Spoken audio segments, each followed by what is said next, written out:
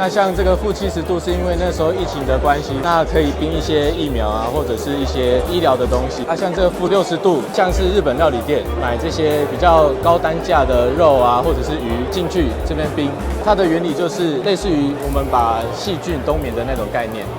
对，所以它可以保持这个肉类新鲜的程度时间更长。这是变频压缩机的冷冻柜，像这台就是风扇式的无霜的，这台也是变频，这个算是直冷式的，就像我们超低温那种概念是差不多。但是像这2台，它可能温度就是做一般我们家庭会用的那种温度范围，直立式的冷冻柜。有省力把手。对，像我们一般可能冷冻柜啊，它关起来前几秒钟它的负压会比较大。所以我们一般开启的力量会比较不够，所以它这个用省力把手。我们的这个直立式冷藏展示柜，还有这个 LED， 这个大部分都是可能饮料啊、可能蔬果、热炒店那种会用的。它会自己做它店的名字，然后把我们这个盖过去。可以自己打广告哦。对，没错。